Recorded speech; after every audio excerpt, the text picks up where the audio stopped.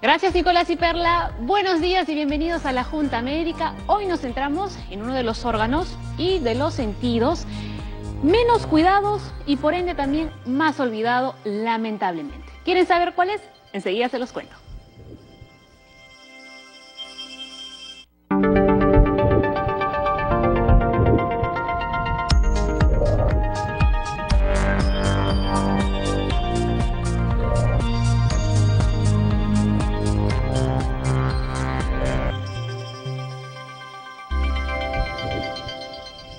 Bien, hoy vamos a hablar de nuestros oídos y de algo que se puede prevenir totalmente, es la sordera. Por eso nuestro hashtag del día es Yo Cuido Mis Oídos, así que escríbanos ya desde ahora en las redes sociales, tenemos cuentas en Twitter y también en Facebook y nuestra línea médica ya está abierta, llámenos al 619-0670. Para hablar de nuestros oídos, cómo los cuidamos y cómo prevenimos la sordera, hemos invitado al doctor Leslie Soto, médico infectólogo e internista.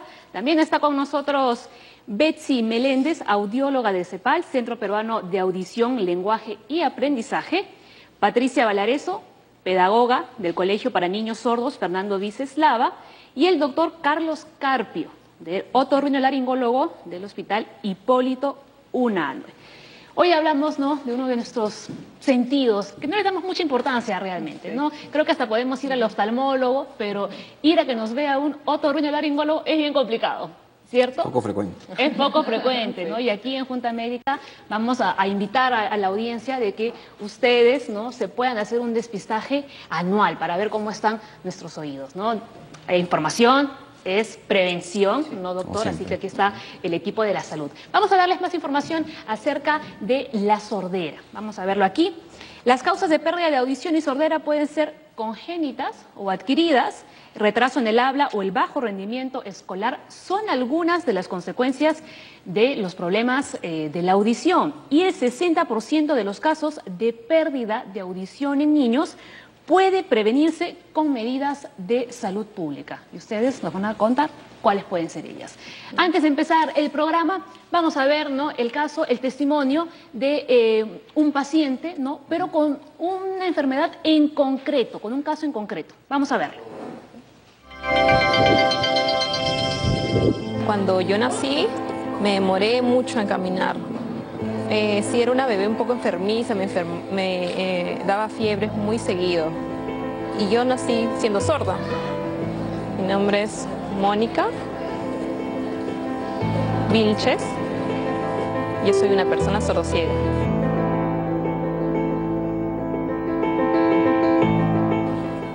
Bueno, lo que mi mamá me ha contado es que cuando yo nací, sí, era una bebé un poco enfermiza, me daba fiebres muy seguido y contraía muchos virus. Me demoré mucho en caminar. Siempre iba a terapias. Bueno, y yo nací siendo sorda. Estuve en un colegio sordo. Yo, muy jovencita, quedé también embarazada. Y después de mi embarazo, mi visión también sentí que fue afectada. Yo no sabía por qué se debía, pero me explicaron los médicos que yo tenía un síndrome que es conocido como el síndrome de Usher. Significa que en el futuro mi visión va a ser afectada, no sabemos cuánto. Eso me causó un poco de depresión. No sabía a qué se debía eso, pero en mi familia, bueno, somos 5 hermanos. Yo sorda, igual que mi hermano, que es el quinto de mi familia. A raíz de que mi visión fue afectada y varios exámenes también me hicieron, me dijeron que era probable que mi visión pueda perderse. Muy bien. Doctor Del Carpio, en concreto la paciente tiene síndrome de Usher. ¿Puede explicarnos de una forma sencilla en qué consiste este síndrome? Buenos días. Bueno, el síndrome de Usher es una enfermedad cromosómica en la cual ya desde que se comienza a formar el embrión, hay ciertas alteraciones cromosómicas en las cuales ella va a tener muchas alteraciones, ya sea a nivel de la visión, a nivel del lenguaje. Entonces, sí, lamentablemente esta persona sí está confinada a tener alteraciones en su audición, en su vista y muchas alteraciones a nivel sistémico, ¿no? Este síndrome, doctor, sí, lamentablemente no se puede prevenir. No, porque ya se producen ya desde que se produce su concepción, ¿no? Muy bien. Y ahora sí, doctor, centrándonos en el tema de la sordera, ¿no? ¿Cuáles son realmente las causas de la pérdida de audición? Hay múltiples. Hay múltiples causas de la pérdida de la audición. Ahí lo vemos, ¿no? ¿Le parece si vamos viendo cuáles son? Nos va explicando un poquito. El trastorno genético puede ser una de ellas. El trastorno genético es decir que ocurre algo en nuestros genes en las cuales produce ciertas alteraciones a nivel del desarrollo de la audición. La rubiola materna, la sífilis, es decir que estas infecciones se darán durante el embarazo. Es muy importante tener un diagnóstico, una evaluación. Los controles prenatales son muy importantes en todas las madres, las gestantes. Antes de continuar, el doctor Soto nos estaba comentando, ¿no?, que las embarazadas se hacen una prueba, ¿exacto? Sí, todas las gestantes pasan por una prueba llamada el TORCH, donde se ve toxoplasma, se ve rubiola, se ve sífilis, se ve herpes, que son muchas tantas enfermedades que pueden hacer que a la hora que el bebito está formándose, la parte justo de la audición puede comenzar a alterarse. Y cuando el bebé nace, poco a poco se dan dando cuenta que no puede hablar, que no se expresa bien y el problema de sordera es lo más probable que pueda haber adquirido. Esa prueba que usted comenta, ¿a los cuántos meses debe hacerse la gestante? Al inicio de la gestación, porque cuando uno se enferma de cualquiera de esas enfermedades al inicio, es donde más probablemente puede haber algún tipo de alteración. Estas pruebas también quedan en la sangre como un recuerdo y este recuerdo ya no va a ocasionar nada. Por eso que hay que hacer una buena evaluación porque la consulta me llega mucha gente que ha tenido esa enfermedad anteriormente y piensa que puede tener algo el bebé y realmente no. Las enfermedades agudas durante la gestación son las que pueden causar cualquier tipo de malformación. Muy bien. ¿Algo que acotar rapidito? Algo que se está observando ahora es, por ejemplo, más allá de las enfermedades que se puedan presentar en la gestante, es todas las condiciones al momento del parto. Entonces, una incidencia muy alta que se da en nuestra población infantil son todas las condiciones perinatales de alto riesgo, principalmente las dificultades al momento del parto, que el niño sea prematuro, que el niño sea de bajo peso, por debajo de los 1.500 gramos, que el niño necesite ventilación mecánica, que la bilirrubina sea muy alta. Claro, ¿no? Ahí lo estamos viendo, ¿no? Entre las causas, ¿no? Asfixia durante el parto, bajo peso al nacer y ictericia grave durante el periodo neonatal. Ictericia, a ver, para dejar en claro qué es la ictericia. La ictericia, o sea, básicamente se refiere a que algunos niños nacen con una coloración media amarilla. Pero eso no es necesario que pueda producir algún daño en la audición, sino que el nivel de ictericia tiene que ser un poco más alto, que pueda llegar a necesitar algún intercambio de sangre. Entonces, si es que se llega a ese nivel, sí puede haber algún daño a nivel de la audición. O sea, no es simplemente la coloración amarilla que no me va a producir mayor daño en los Perfecto. en los Hemos oídos. visto las causas congénitas, pero ahora vamos a ver cuáles son las causas adquiridas. Aquí estábamos hablando, ¿no?, de los niños. Luego vamos a ver en el caso de los adolescentes, ¿no?, o de los adultos como nosotros, que nos gusta escuchar la música bien alta, que tocamos mucho el claxon, etcétera. Vamos a ver las causas adquiridas. Algunas enfermedades infecciosas como la meningitis, sarampión y paperas. Por eso es importante la vacunación. Sí, eso es muy importante porque hay algunas enfermedades en las cuales pueden ser prevenibles. Entonces, y si es que nosotros prevenimos esas infecciones, es muy importante eso, se puede evitar ciertos tipos de sordera. Las infecciones de los oídos, que muchas veces no le damos mayor importancia a las infecciones de los oídos, sí me pueden producir algún grado de alteración en O quién sabe, doctor, oídos. ¿no?, nos han brindado un tratamiento y no lo hemos seguido al pie de la letra o lo hemos dejado a medias y no nos hemos curado bien. Exactamente, y se hacen enfermedades crónicas, ¿no?, que lamentablemente pueden llegar a algún grado de deterioro de la audición. Cuando hablamos de infección crónica del oído, ahí también podemos agrupar a la perforación del tímpano, por ejemplo. Una perforación del tímpano sí va a conllevar a una infección crónica del oído y por ende un deterioro progresivo de la audición. ¿No? Otra causa también que puede ser común es la otitis. La otitis, claro, exactamente. O sea, la otitis son las infecciones del oído que pueden ser agudas, en las cuales los niños pueden tenerlas, pero cuando esta se transforma en una otitis crónica, entonces sí me va a deteriorar la audición. Además, la otitis es bien dolorosa, ¿no?, si no me equivoco. Sí, me da mucha sintomatología, me da mucho dolor la otitis, pero cuando ya se transforma en una otitis crónica, no produce tanto dolor, no produce mucha molestia más que simplemente la secreción por el oído, ¿no? Y es como una enfermedad silenciosa en la cual va produciendo lesión en la audición. ¿No? Y justo son las enfermedades silenciosas las más peligrosas. Exactamente. Los traumatismos también, doctor. Algunos traumatismos sí me pueden producir algunas lesiones en la cóclea, que es la parte del oído interno en la cual me va a producir también daños en la audición, ¿no? O sea, un golpe fuerte podría generarnos sordera. Exactamente, sí, porque puede producir alguna ruptura, alguna fractura de la cóclea y por ende se altera la transmisión del nervio y me puede producir un grado de Otra causa disminución de también la muy audición. importante es el ruido ocupacional. Hay algunos trabajos, ¿no?, que... Sí, hay algunos trabajos. Bueno, ahora ya se está dando mucha importancia al tema de preventivo, al tema laboral, pero sí hay muchos trabajos en los cuales sí producen algún grado de lesión de la audición. Y sobre todo también acá quisiera recalcar los jóvenes que utilizan audífonos, música en alto volumen, eso también me va a producir algún daño de la audición, pero ese es un daño paradójicamente silencioso, en las cuales las personas no van a tener dolor, no van a tener mayor molestia, que simplemente es el gusto de escuchar la música, pero lamentablemente eso me va a producir una disminución de la audición, ¿no? Y como usted realmente dice, no somos conscientes porque hoy en día vamos a todos lados con nuestros audífonos, ¿no? Y es más, si es una canción que nos gusta, le ponemos el volumen a tope, ¿no? Y lo mismo sucede también si vamos en el carro o en nuestra casa también, ¿no? No somos conscientes y le subimos mucho el volumen y ahí estamos creando un problema que, como usted dice, a la larga vamos a ver las consecuencias. Exacto. Ahora, ¿hipoacusia es lo mismo que sordera? No. Llamamos hipoacusia a los diversos grados de la disminución de la audición, en las cuales puede ser de leve, a moderada, severa, a profunda.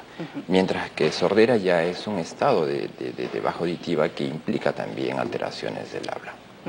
No, entonces, cuando una persona que tiene hipoacusia realmente sí se puede tratar con un implante. ¿Este es el implante coclear? Sí. ¿En qué consiste este implante? El implante coclear es una de las evoluciones tecnológicas que se han dado ahora y me da la oportunidad de que los niños que tienen alteraciones de su audición, que nacen con un grado de disminución de la audición y que lamentablemente esto, si es que no recibe un diagnóstico temprano, no recibe un tratamiento temprano, van a ser condenados a ser mudos, no van a tener alteraciones de su habla. Entonces, se está haciendo ahora el diagnóstico temprano, es muy importante el diagnóstico temprano. ¿A qué edad se puede colocar ese implante? Bueno, el diagnóstico se está haciendo desde el mes de nacido. Se hace evaluaciones, examen, screening, se hacen estos pacientes, se diagnostica, se corrobora y finalmente, si el paciente es un candidato, se va a llegar a la colocación del implante Muy coclear. bien, si el paciente entonces es un candidato, ustedes ya le pueden colocar este implante. ¿Cómo es el procedimiento? El procedimiento se hace los exámenes, se evalúa al paciente si es que es un candidato, se programa su cirugía y se programa una colocación del implante coclear. En primera instancia es la colocación de unos electrodos que se coloca dentro de la cóclea. Y posteriormente ya se... La intervención es dentro del oído. Dentro del oído. ¿O tienen que abrir aquí en una parte de la cabeza? Puede acercarse si quiere para que nos pueda explicar mejor. Se hace un corte por detrás de la oreja ya, y se coloca este electrodo. El electrodo va a estar dentro de la cóclea. Y para posteriormente un procesador externo en la cual va a captar el sonido, lo va a transformar y transforma el sonido en una energía eléctrica y va a estimular directamente a ese electrodo que nosotros que colocamos dentro de la cóclea. Y eso estimula directamente al nervio auditivo, ¿no? Una vez que ustedes ya han colocado este implante, ¿ya dura para siempre o tiene que cambiar? Dura para siempre. Dura para siempre. El componente interno sí ya se queda dentro del paciente, llega a ser parte del paciente, ¿no? Usted me comentaba que el diagnóstico y las pruebas se hacen a partir del mes de nacido, pero la colocación en sí hay que ver si es candidato, pero a partir, imagínense que un bebé de 5 meses es candidato, ¿le pueden colocar ya a los 5 meses? Se podría colocar, sí, pero hay que hacer antes evaluaciones, exámenes, estímulos auditivos con audífonos, entonces, pero sí, lo ideal es colocarlos antes del año, ¿no? Porque es justo en el hospital Hipólito Unanue, ¿no?, donde ustedes colocan estos implantes. Sí, sí. Bueno, ya venimos algunos años ya colocando nosotros implantes cocleares en el hospital. ¿Estos implantes, doctor, se colocan en el caso de una sordera que ya es severa a profunda? Exactamente. Si es leve o moderada, ¿cuáles son los tratamientos que se pueden utilizar? Básicamente, si es una hipoacusia, llamémoslo, leve a moderada, hay estímulos auditivos, el uso de audífonos, que es lo ideal, ¿no? Y todo paciente que si es candidato a implante coclear, sí debería por lo menos unos 6 meses recibir unos estímulos auditivos a través de un audífono. ¿No? Y lo importante es acudir donde el otorrinolaringólogo, que nos hagan un despistaje, temprano. a que vean cómo están nuestros oídos. Vamos a ver, doctor, usted me viene muy bien que esté aquí, porque justamente vamos a ver cuáles son los servicios que brinda el hospital en el que usted trabaja, el Hipólito Unanue. A ver, servicios especializados en otorrinolaringología, cirugía de tórax y cardiovasculares, cardiología intervencionista, urología, endocrinología, neumología, entre otros. Así que si usted tiene alguna enfermedad o alguna dolencia asociada a estas especialidades, ¿no? Desde aquí invocamos a que puedan acudir al Hospital Hipólito Unanue. ¿Dónde se encuentra? En la avenida César Vallejo 1390 en el Agustino, y también pueden llamar para obtener mayor información al 362-5700. Bien, hacemos nuestra primera pausa en Junta Médica. Al volver seguimos hablando de la importancia de cuidar nuestros oídos.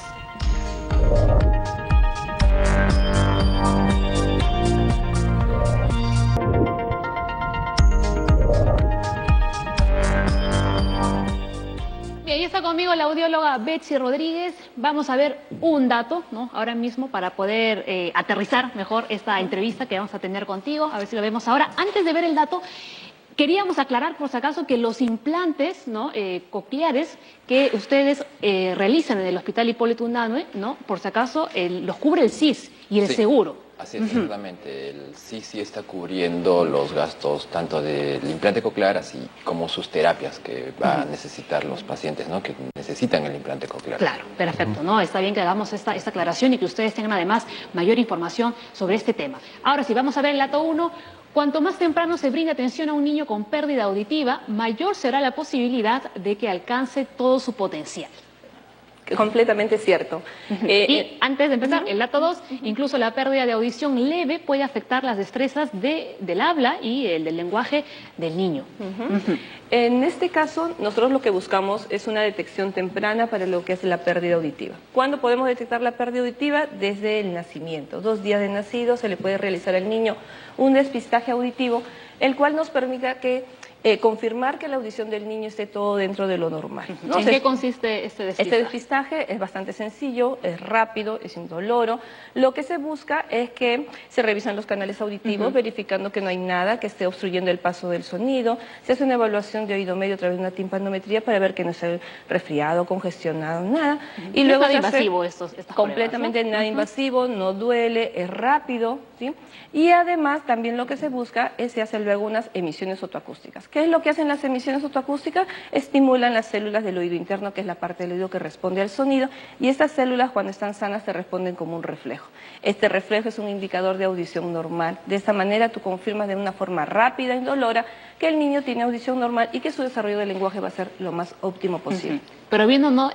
Betsy, en el caso contrario, ¿cuáles son las señales de alerta, ¿no? Que los papás pueden ver, ¿no? O pueden escuchar también, ¿no? Si los niños, por ejemplo, no están oyendo de la manera correcta. Vemos, por ejemplo, ahí, ¿no? No se sobresalta con los ruidos.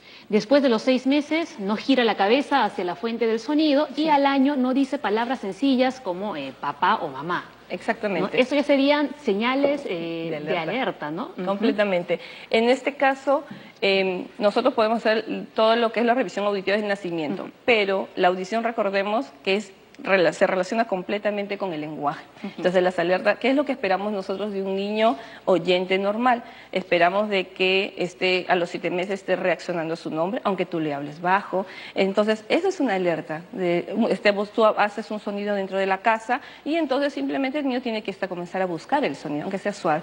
Pero ya cuando el niño no se sobresaltan sonidos fuertes, es un niño que está descansa toda la noche y que aunque tires un portazo, el niño no se sobresalta, ese es un indicador súper alerta. Está bien, si el niño no reacciona a su nombre, si el niño no comienza a desarrollar lenguaje, si el niño no comienza a hacer balbuceos que tengan sentidos, ¿no? O que tengan relación a cuando la mamá le está hablando, es una señal de alerta bastante fuerte y en ese momento tenemos que hacerle una detección temprana. Exacto, ¿no? Ahí iba, ¿no? Ni bien los padres identifiquen estas señales de alerta, ¿cómo deben actuar en todo caso, no? ¿Deben llevar a sus hijos a un centro especializado para que puedan desarrollar el habla?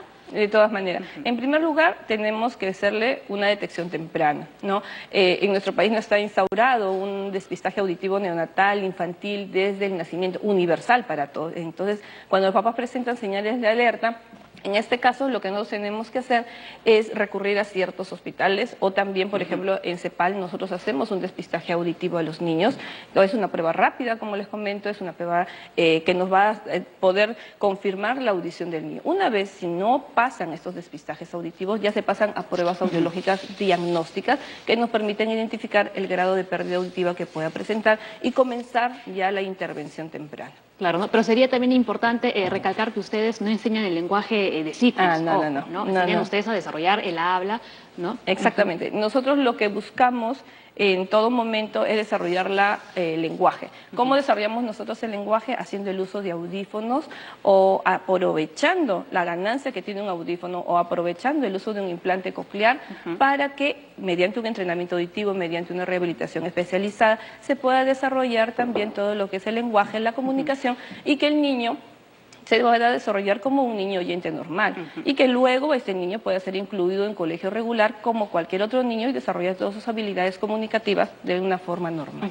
Ustedes ahí en CEPAL tienen a bebés de hasta un mes. Sí, ¿no? Justamente lo que estábamos conversando, ¿no? En este caso, este bebito que ha sido detectado súper chiquitito era hermano de otra niña sorda. En este caso, una vez que nació, se le hizo el despistaje auditivo a las 2 semanas de nacido y al mes ya se pudo confirmar el diagnóstico, ¿no?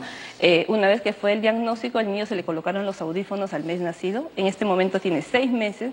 Es un niño que balbucea, es un niño que se relaciona, se comunica, tiene intención comunicativa, es un niño que tenemos altas expectativas en cuanto al desarrollo del lenguaje y que va a tener mucho éxito en cuanto a su comunicación. Claro, ¿no? Antes veíamos, Betsy, las señales de alerta en el caso de los bebés hasta 1 año, pero ahora vamos a ver en los niños, ¿no? ¿Cuáles son esos indicadores? Perfecto. Tarda en hablar, no habla en forma clara, no sigue las instrucciones tampoco, a menudo dice ¿qué? ¿No? ¿Qué? Porque no escucha bien, ¿no? Sube demasiado el volumen de la televisión, también puede ser de la radio, etcétera. Exactamente. Estos son indicadores bastante claros y a los que los papás deben tener siempre mucha atención. Ahora, en las pérdidas auditivas tenemos que tener en cuenta de que hay pérdidas auditivas temporales y pérdidas auditivas permanentes. Por ejemplo, la otitis media que estábamos hablando antes con el doctor, usualmente genera pérdidas auditivas temporales, pero lo que hacen es limitar en cuanto a la calidad del sonido y hace que el niño no recepcione el mensaje de una forma precisa.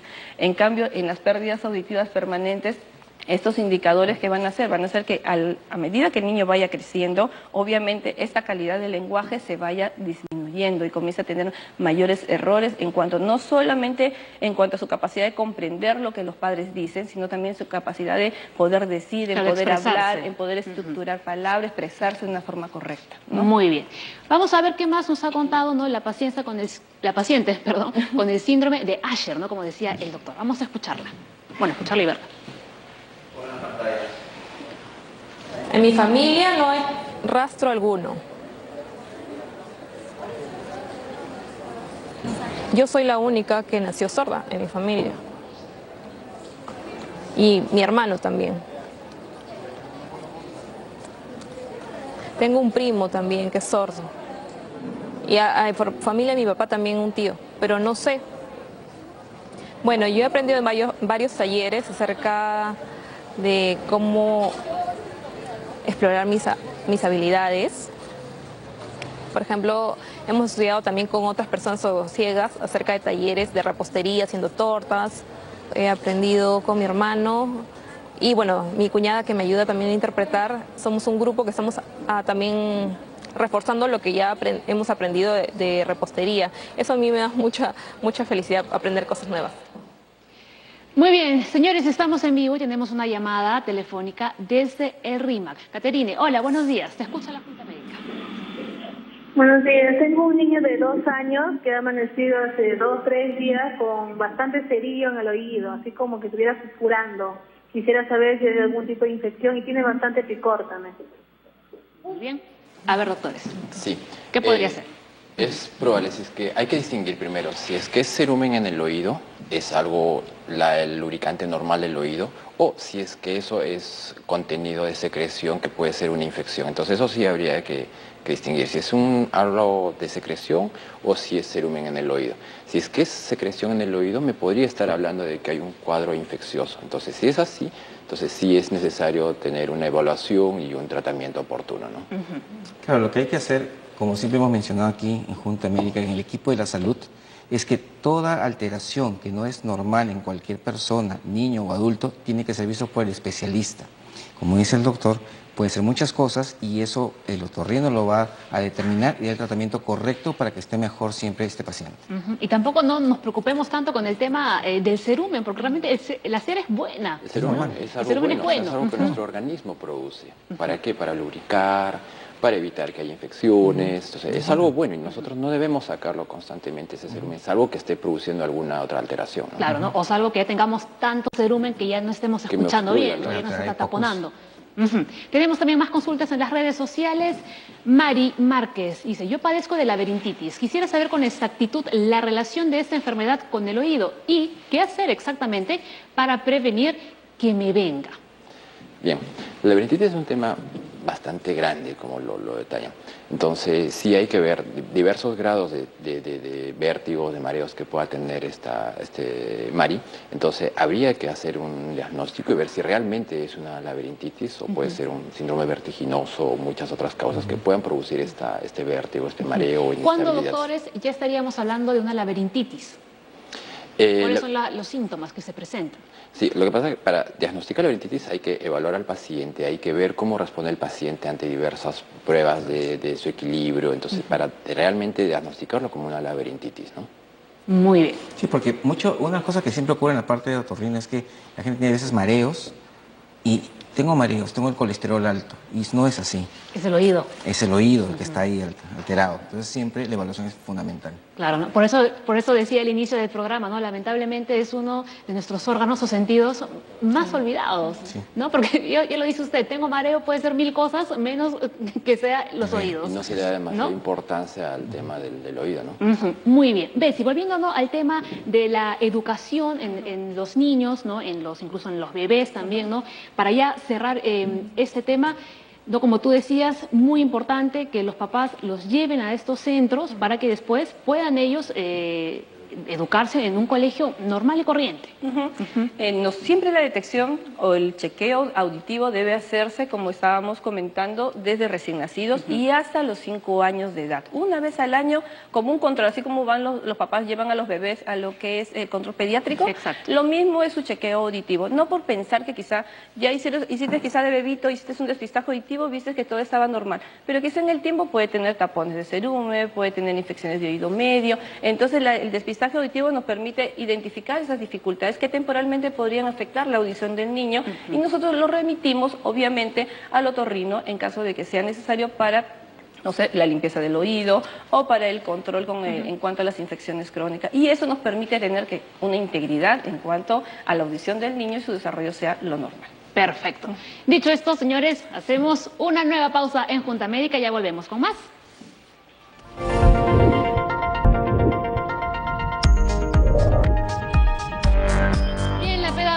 Patricia Valareso ya está aquí para explicarnos bien el tema de los niños, también cómo es el tema de la educación, etcétera. Pero antes tenemos una llamada telefónica desde San Martín de Porres. Hola, buenos días. Sí, buenos días. Sí, te escuchamos. Sí, bueno, mi consulta es la siguiente. Yo sufro de tímpano perforado de pequeña ya. Me diagnosticaron hace mucho tiempo de que tenía el tímpano perforado, pero yo no me hice ver ya luego, ¿no? Entonces me da una sensación, y muy aparte de eso, de cuando yo me toco, me raspo, me brota un líquido de mal olor. Y otra de que tengo muchos dolores de cabeza, no sé si sea por esa causa. Quisiera, por favor, que alguien me ayude a salir de esta cosa, ¿no? Muy amable, muchas gracias. Gracias a ti. A ver, doctor. Sí. Bien, al parecer es un cuadro de una infección crónica. Según lo que hemos escuchado es de que le diagnosticaron una perforación de la membrana timpánica y tras lo cual comienza a presentar secreciones por el oído. Entonces, al parecer es una infección crónica. Yo creo que sí es muy importante de que tenga un diagnóstico, una evaluación, y probablemente sea sometido a una cirugía para corregir esa probable perforación que tenga. Claro, porque ella dice que le pica y que le sale, ¿no?, un fluido maloliente, un líquido maloliente. Entonces, pero eso sí, o sea, hay que corregirlo, hay que darle tratamiento oportuno, porque eso puede llevar a una pérdida progresiva de la audición, ¿no? O sea, que no es un tema así de broma, ¿no? Hay que tomarle importancia. No es un tema muy sencillo. Claro, se puede ir bajando la audición. Y más aún, si refiere de que tiene dolores de cabeza, entonces sí, yo creo que sí debería tener un tratamiento mucho más oportuno. Sí. Claro, ¿no? Y ahora justo hablando, ¿no?, del tema de que le picaba y todo eso, mucho cuidado, ojo, con meterse, ¿no?, los hisopos, ¿no? Es lo más vendido en cualquier lado para limpiarse los oídos, pero también es lo más peligroso. Podemos encontrar la venta de hisopos, pero de preferencia no debería usarse los hisopos, porque con los hisopos se saca el cerumen. El cerumen, como les dije hace un momento, es algo bueno, es algo que me protege el oído. Pero si yo lo saco, voy a retirar esa grasa normal del oído. Y por el contrario, con el hisopo yo puedo lesionar el oído, puedo perforar el Y más que limpiar, estamos taponando. Y finalmente va a llegar a que con la punta del hisopo puedo producir un tapón de cerumen, ¿no? Exacto, ¿no? Y aquí cuando hablamos de hisopos también nos referimos a todo lo que ustedes se meten en los oídos, ¿no? Véase como ganchos, cerillas, etcétera, etcétera. Hasta llaves, dicen los doctores, fósforos, ¿no? Bien, Patricia, que no te he abandonado, aquí estoy. El dato 3, los niños con implante coclear presentan resultados académicos al mismo nivel que los niños con audición normal. Pero ¿qué pasa con aquellos que no tienen el implante coclear? Bueno, en nuestro país existen diferentes métodos para atender al niño con pérdida auditiva. Sabemos que están los métodos gestuales, los métodos orales y los métodos mixtos, que es una combinación de los anteriores. Sí. Nosotros en el colegio Fernando Viceslava utilizamos la línea oralista, y enseñamos a los niños a hablar.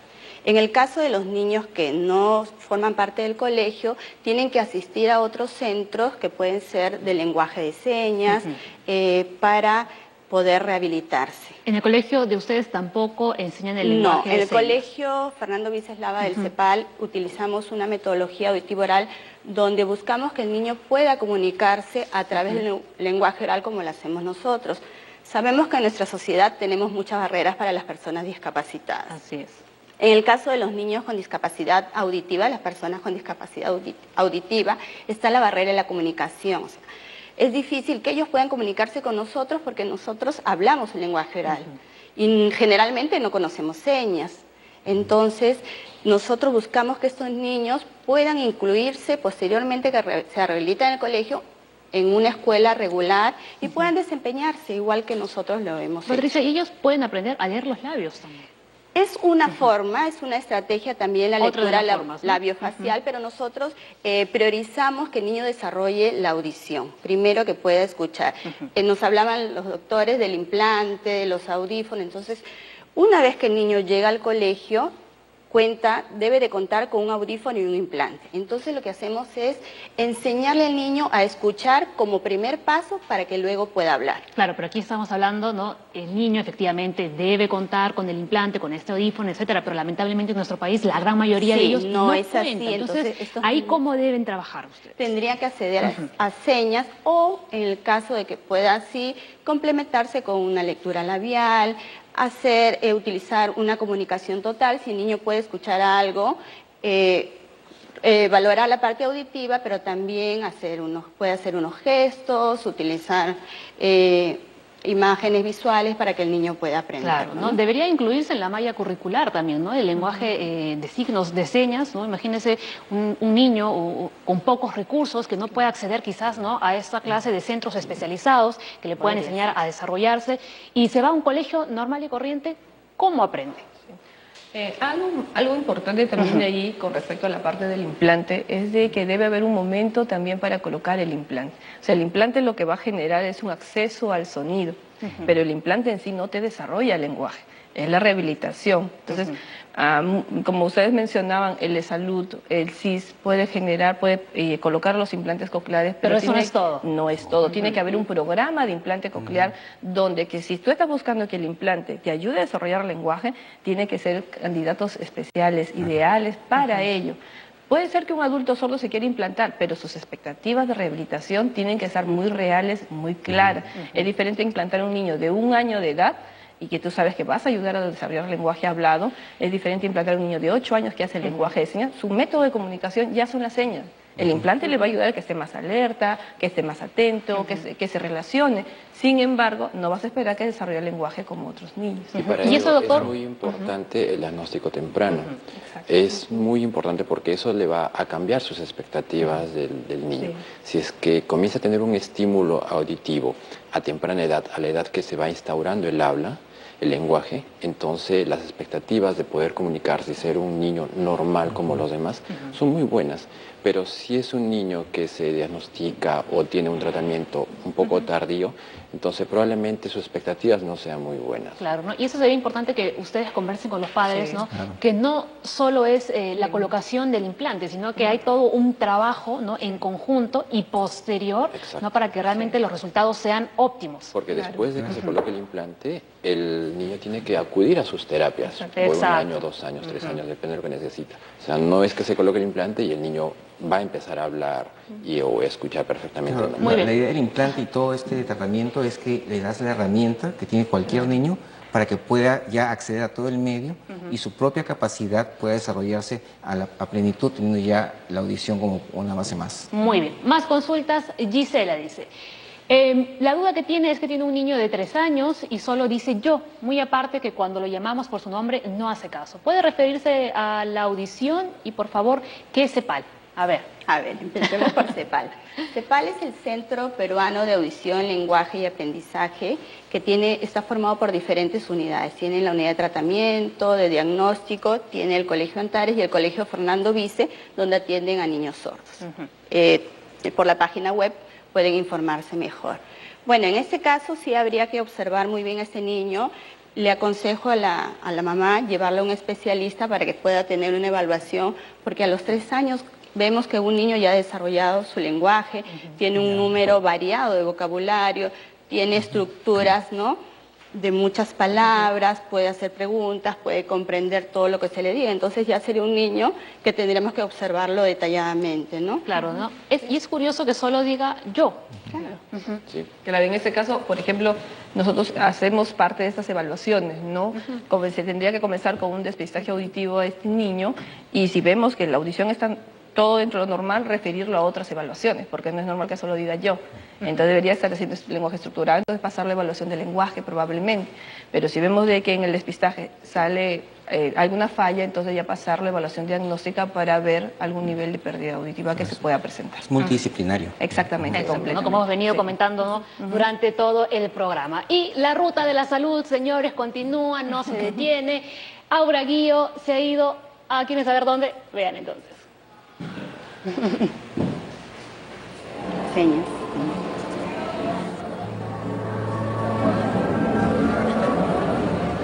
Para poder observar el torneo de poesía en silencio, El cuerpo es el texto, organizado por OPROSAC en Estudios Generales Letras, aquí en el Café Cultural. Así que entremos a ver qué pasa.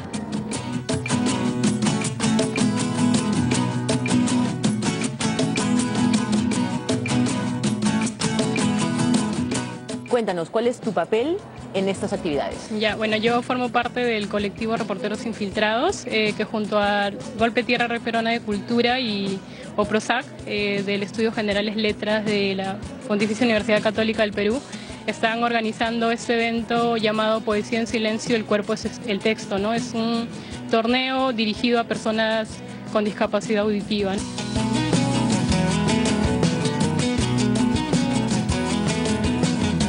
¿Cómo nace esta idea? ¿Cuáles son los objetivos, básicamente? Nosotros, como organizaciones culturales, pensamos siempre en crear propuestas que sean inclusivas. La influencia fue un formato de poesía que se realiza en otro país, en Nueva York, que justo busca abrir espacios a artistas escénicos de la comunidad sorda, ¿no?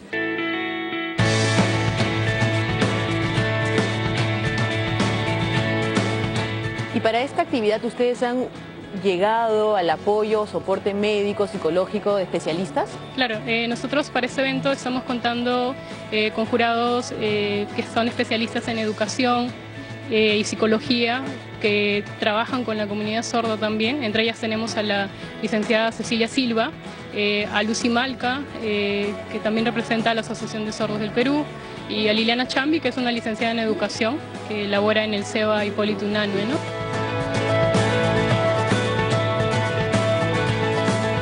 ¿Cómo ha sido la llegada, la acogida de la gente en general para esta actividad?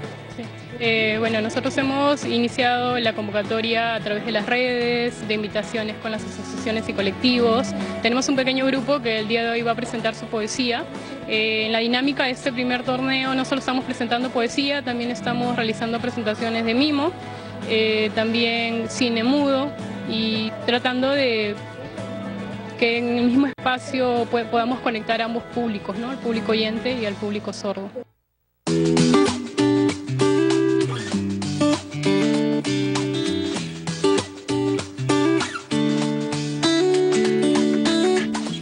Karen, muchísimas gracias. Estaremos súper al tanto para actividades de este tipo, así que estudio, regresamos con ustedes y yo seguiré disfrutando de este fabuloso espectáculo. Muy bien, Aura, qué buenas iniciativas inclusivas, ¿no? Lo más importante. Hemos recibido una llamada. Juana tiene 60 años. Hace 2 fue operada por un problema de tímpano perforado y actualmente dice que siente mucho dolor y congestión en el aparato. ¿A qué se debe esto? Bien, entonces si ha sido operada, habría que evaluar también cómo está su función respiratoria, cómo está la ventilación del oído. Entonces sí hay que hacer una evaluación ahí, porque el oído necesita tanto ventilación para que tenga una adecuada transmisión del sonido, ¿no? Si es que ya ha sido operada, ya se ha reparado la membrana timpánica, pero habría que tener también otra evaluación para ver también cómo ha quedado su función auditiva. Claro, en principio, doctor, una vez que a una persona le operan, ¿no?, del tímpano perforado, ¿no tendría que sentir nada de dolor ni congestión? Bueno, como cualquier cirugía, siempre después de la cirugía, claro, pero sí 2 años es normal. después. Claro, 2 años ya no debería tener mayor molestia. Mayor ¿no? problema, ¿no? Entonces aquí esto no está bien, no le decimos a Juana que acuda de inmediato, ¿no?, al otorrinolaringólogo. Muy bien. Nuevamente yo me muevo hasta esta parte del estudio. Tenemos aquí, Patricia, ¿no?, el Colegio Fernando Vice Eslava de CEPAL. ¿Qué es lo que realizan ustedes, ¿no?, dentro del centro? Lo vemos ahí, rehabilitan a bebés y niños desde los 3 meses hasta los 8 años con pérdida auditiva severa a profunda, pero hasta 1 mes incluso, ¿no? Sí, como comentaba Betsy. Sí. Su objetivo es que el niño adquiera competencias que le permitan incluirse en un colegio regular. Sí, nosotros, como comentaba hace un momento Betsy, atendemos a niños, a bebés, ¿no? Manejamos el programa de intervención temprana hasta 2º grado de primaria, porque la idea es que luego que el niño esté rehabilitado se puede incluir a un colegio regular. Entonces, a través de la metodología les enseñamos a escuchar, como les decía hace un momento, en primer lugar, y luego hacemos diferentes actividades de lenguaje, juegos, para que ellos puedan enriquecer su vocabulario, para que puedan aprender a estructurar sus oraciones, porque estos niños nunca han escuchado. Entonces, les vamos enseñando a través de actividades, ¿no? Y posteriormente, o de manera paralela, trabajamos en unas salas, las áreas curriculares como lo hace el niño en cualquier colegio, ¿sí? En cualquier colegio regular, para que el niño esté preparado para una futura inclusión, ¿no? Muy bien, ¿no? ¿Dónde se encuentran ustedes? ¿No? En Martín Pizarro 172 Surco, ¿no? Y también pueden llamar al 706-9001. Yo quiero que tú me comentes, ¿ustedes tienen una rifa o están haciendo una rifa? Sí, justamente es importante decirlo, comunicarlo al público para que nos puedan apoyar. Nosotros somos un colegio que subvenciona muchas becas para los niños. Generalmente nuestros niños son de escasos recursos, la mayoría de ellos. Entonces, realizamos una vez al año una rifa de un auto. Para quienes quieran apoyarnos y colaborar, ya está a la venta esta rifa, ¿no? Pueden ver, revisar la página del colegio, para mayor información y comunicarse con nosotros. Así que ya todos aquí en el estudio con el dinero en mano para comprar la rifa. Hacemos una nueva pausa en Junta Médica y ya volvemos con lo último.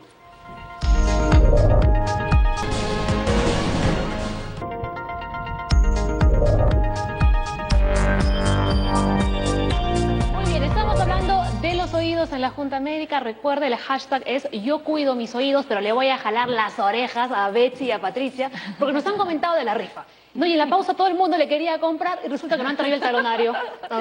No, pero igual ya vamos a anotar los teléfonos. Anoten los teléfonos y los nombres. Delivery de todos. Muy bien. Acá tenemos otra consulta. Alejandra Ábalos dice, buenos días, quisiera saber si a los 9 años se puede colocar los implantes.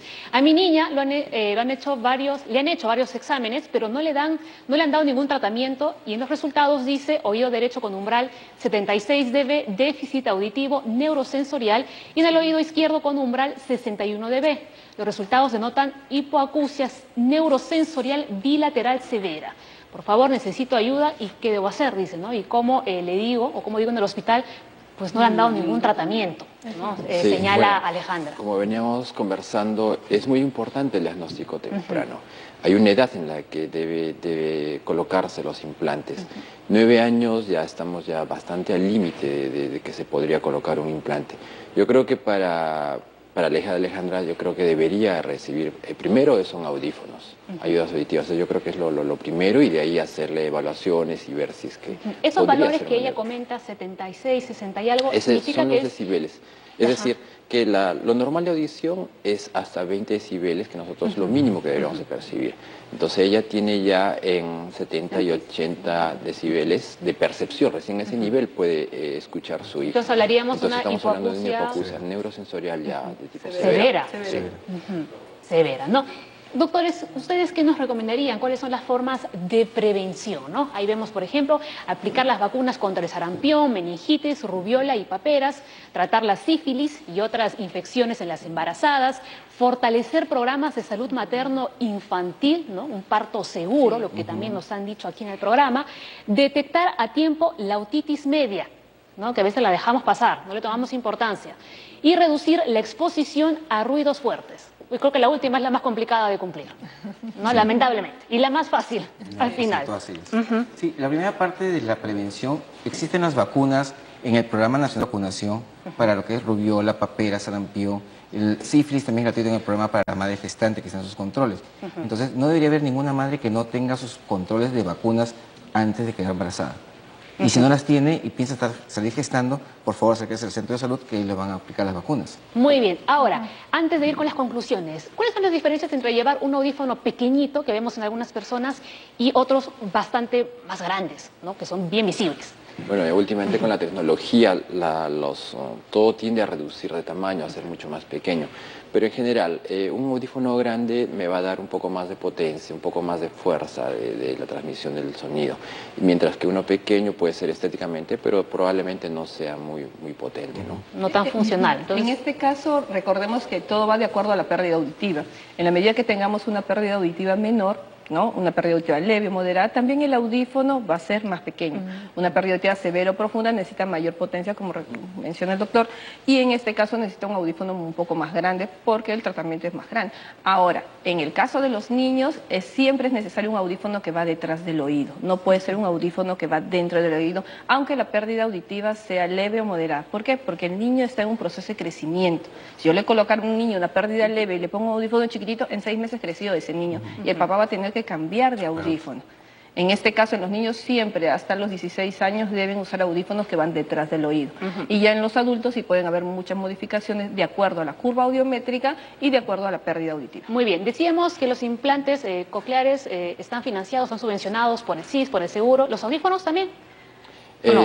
Sí, para los niños que sí necesitan el implante coclear, antes de recibir el implante coclear, sí deben recibir un estímulo auditivo a través de los audífonos. Entonces sí están subvencionados los audífonos para los niños que van a recibir el implante. Ahora sí, ya conclusiones rápidas para cerrar nuestro programa del día. A ver, ¿usted? Bien, la audición es fundamental para poder desarrollar todas las demás actividades que uno va a realizar durante toda su vida. Las enfermedades infecciosas que lo pueden ocasionar son prevenibles, todas ellas. Y como han escuchado acá, toda persona que tiene pérdida de audición debe pasar por una rigurosa revisión por el otorrino, los especialistas encargados de eso. Cualquier propaganda que me dice que puedo comprar un audífono que me va a servir, ¿realmente le servirá? ¿Será demasiado? ¿Será poco? Entonces no va a ser muy útil. Una evaluación constante y de niñito podemos prevenir que la sordera sea mucho mayor y que haga su vida normal como cualquier persona. porque se puede prevenir, escúchenlo bien. Betsy. En este caso, recordemos que la detección de la pérdida auditiva se puede dar casi desde el nacimiento y que es importantísimo realizar y sostener programas de detección temprana para poder no solamente detectar, sino diagnosticar pérdida auditiva temprana y poder en el tiempo corregir las dificultades que en los niños se puedan presentar y también en los adultos. Muy bien, Pati. Sí, luego que un niño cuente con un amplificador adecuado a su pérdida auditiva, es importante que pertenezca, que vaya, asista a un centro especializado para desarrollar su lenguaje oral, ¿no? En este caso, como el Colegio Fernando Vices Lava. ¿Y lo que están subvencionados también? Sí, es importante comunicarle eso al público. Nosotros subvencionamos a muchos de los niños. Si ellos no tienen recursos, pueden recibir becas. Dependiendo de las necesidades de cada uno, vamos evaluando. O sea, ningún niño puede quedarse sin estudiar porque nosotros les damos la oportunidad. Muy bien, perfecto. ¿Y doctor Carlos? Y yo creo que es muy importante el diagnóstico temprano. Para tener un diagnóstico temprano se deben establecer normas de hacer un diagnóstico, programas nacionales de detección de hipoacusias a nivel nacional. Yo creo que eso es también muy importante para diagnosticar tempranamente a estos niños, ¿no? Y ya lo saben, una vez más les voy a repetir, ¿no? Pero hay que cuidar nuestros oídos, son muy importantes, al igual que la vista, que otros sentidos en nuestro cuerpo y otros órganos también, ¿no? Porque ya los doctores lo han venido diciendo, información es prevención, ¿no, doctor Soto? Así es, y acá en Junta Médica somos el equipo de la salud que vamos a apoyar esa prevención para evitar cualquier complicación posterior. Muy bien, ¿no? Hay que hacer un gesto. Bien, puncha. Muy bien. Se nos acaba el programa, señores. Mañana, atención, hablaremos de Parkinson. Así que ahora los dejamos con Jaime Lertora y A lo Grande. Gracias, Motivos y YouTube. Hasta mañana.